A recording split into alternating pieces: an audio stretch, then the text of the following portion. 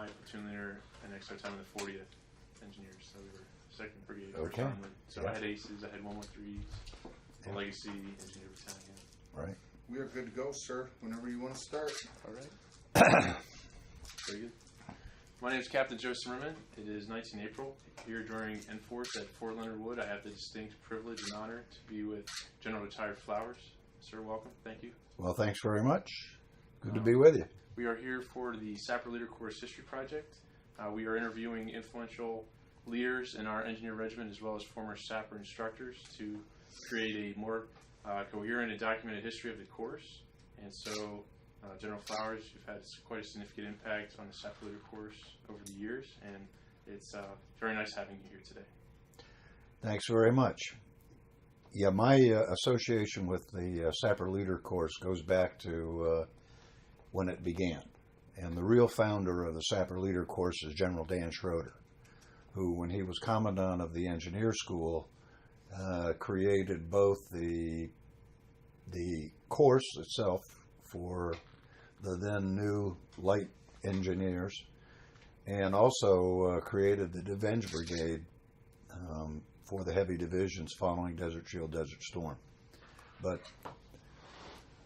my association with the course began when General Schroeder announced, basically when I was in pre-command for battalion command back in 1984 and 85, that they were going to create this course to enable the light division engineers to have a course that they could send small unit sapper leaders to, read that company cadre, and have them go through a common shared experience akin to a ranger school that would teach them the expedient skills needed to be a successful sapper in a light division. Because in those days, when the light divisions were created, they were to be deployed anywhere in the world, be able to fight on arrival, and the entire division had to be deployed in less than 500 C-130 storage. And so this sapper unit had to be light, capable, agile, and one of the missions, for example, of the light divisions in those days was to be an economy of force in Europe to go into heavily forested or urbanized terrain and relieve the heavy divisions so they could fight air-land battle and attack the enemy deep.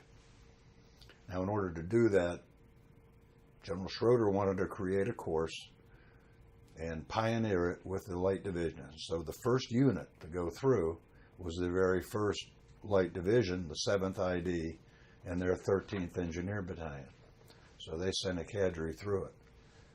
I think the second or the third unit to go through was Bravo Company 307th Engineers from Fort Bragg, then commanded by Captain Mark Yetter, now the CG of Fort Leonard Wood. And I had the opportunity to come out here and go through a few of the lanes with Bravo Company to see how they were doing. It was quite an experience. Cold, very reminiscent of Ranger School. And we had a program that we were utilizing in the 307th and in the 20th Brigade at the time called the Engineer Raid Program, where we would select an engineer platoon and send them out on a mission, a deep raid of sorts. And so a lot of the people that were in the Bravo Company cadre had been on these engineer raids before and thought, oh, this was going to be like that, except it went on and on for 30 days. And the feedback we got when the people finished the course was very positive. Tremendous course, very taxing. I learned more about myself and the people that I work with than I would have ever known, not having gone through a course like this. And having a cadre that was both airborne qualified and Ranger qualified was very important, particularly to those kind of units, and really spoke wonders for the qualifications of the cadre of the course. over time, now, the course was designed to train up the cadres of the light divisions initially. 65th Engineers out of Hawaii, the 13th, the engineers out of Alaska, the engineers who were then in Panama, the 307th, the 326th from the airborne and air assault divisions at the time. Then the course became so well known and so valuable that others wanted to attend. And so what happened over time, and my next association with the course was in 92 to 94, when I was here as the director of training at the engineer school and later deputy commandant under General Ballard. But the course at that time was being transitioned because most of the light divisions and their cadre had already been through the course one time. And so as that cadre was detailed or that company had a slot to come back again with their leadership, there would be a certain percentage of it that were already graduates of the Sapper Leader Course. And so they would then augment that cadre with either assistant squad leaders, people who are really being looked at to be promoted into a squad leader position, to even having people from other units come in and join them. Either people who were assigned at Fort Leonard Wood, cadets from the U.S. Military Academy, and so it started taking on more of an individual flavor. And it was about that time when we had the idea of creating a distinct award for people who successfully completed the Sapper course. To that point, it was a certificate where you met qualifications or a certificate where you attended the course. And the qualifications to be certified as a graduate of the Sapper Leader Course with certificate were very, very rigid.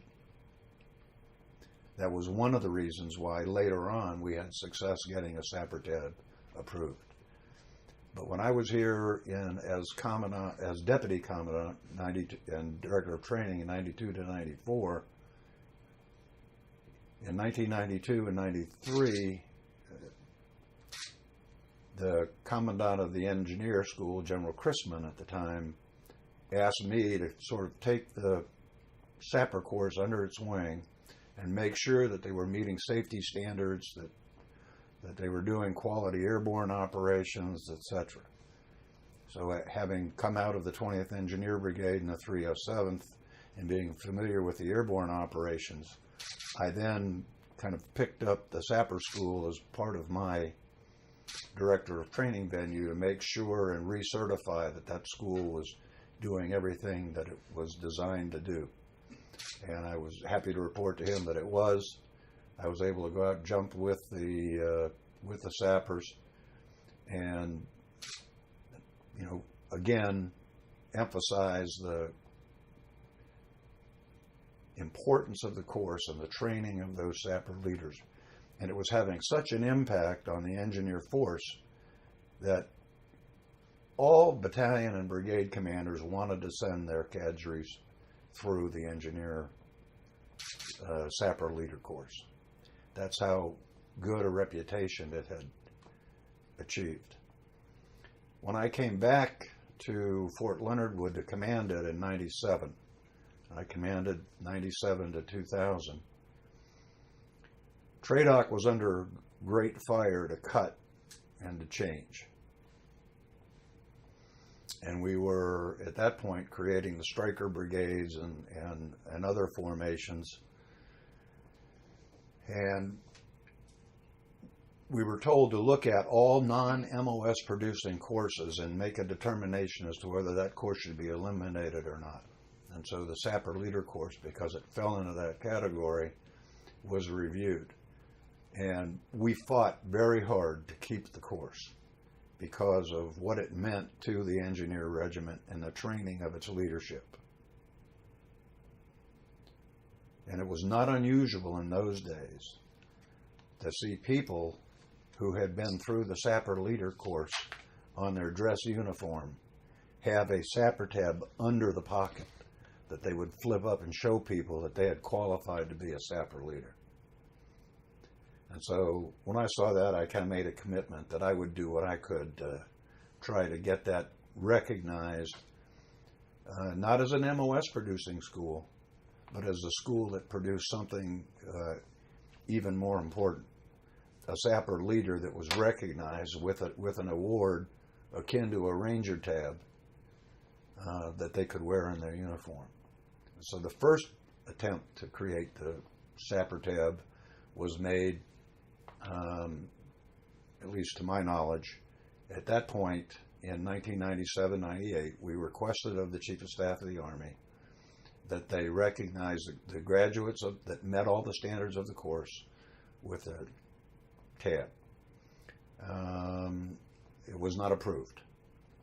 And the reasons given were the Sergeant Major of the Army does not support this. We have too many badges on our uniforms, and creating another one is not going to be worthwhile. Although it's a great course, we'll continue the course.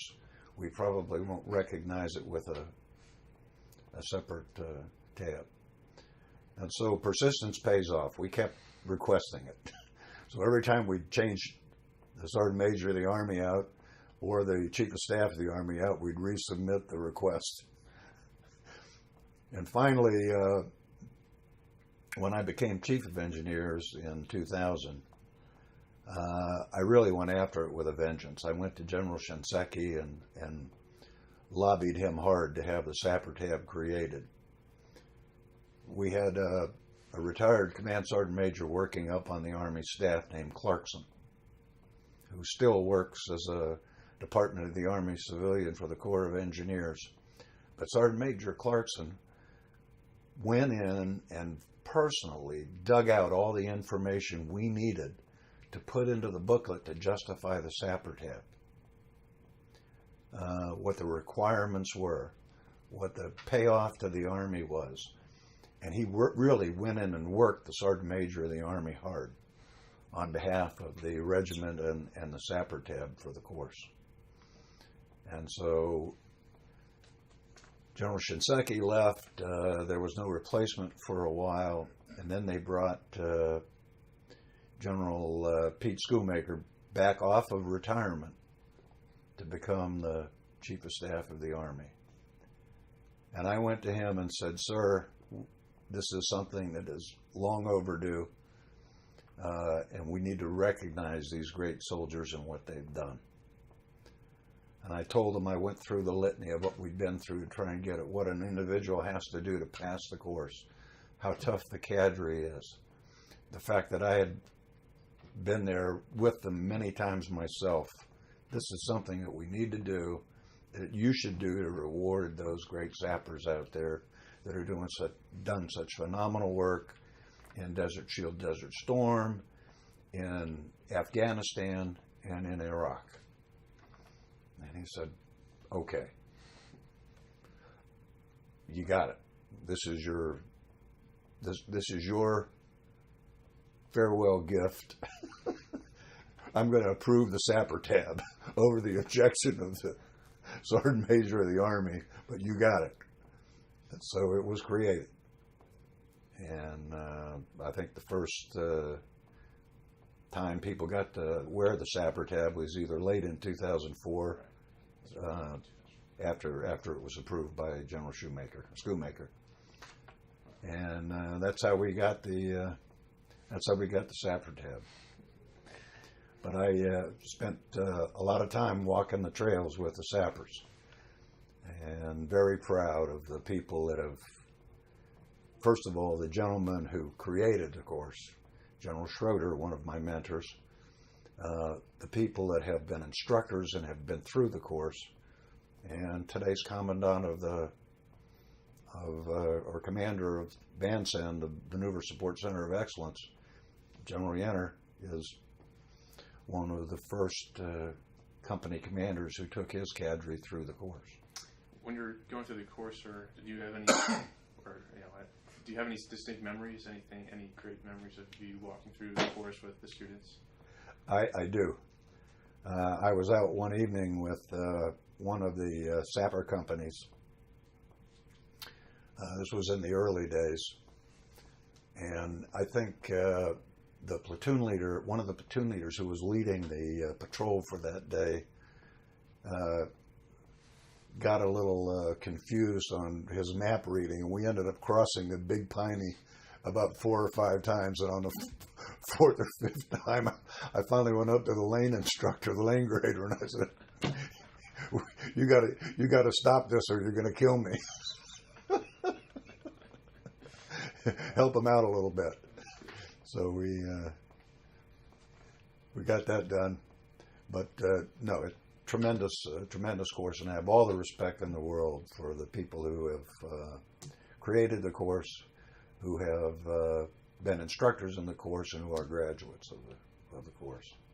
Now, because when the Army has when the nation has a tough job, and you've got to campaign through and fight through something, they have to call on the Army.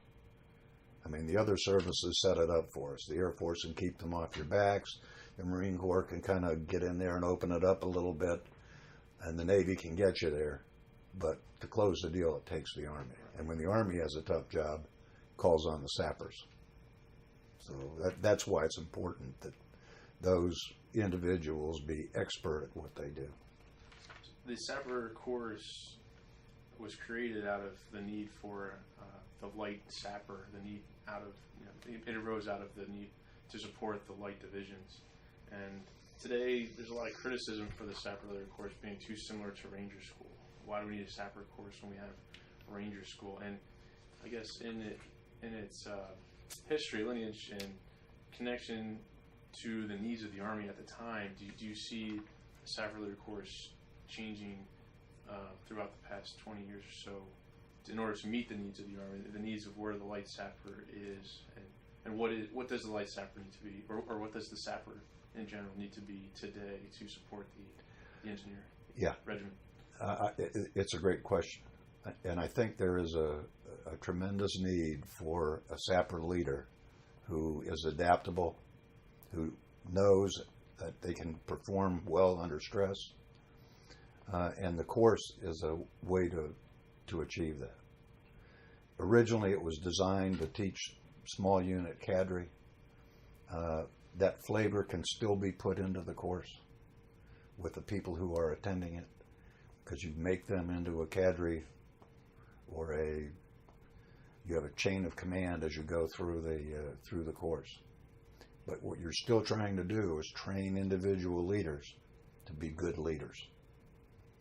And it's necessary for the Engineer Regiment to have those trained leaders who understand the special needs that mobility, counter-mobility, survivability have on the battlefield, and why you always have to be thinking in your heart.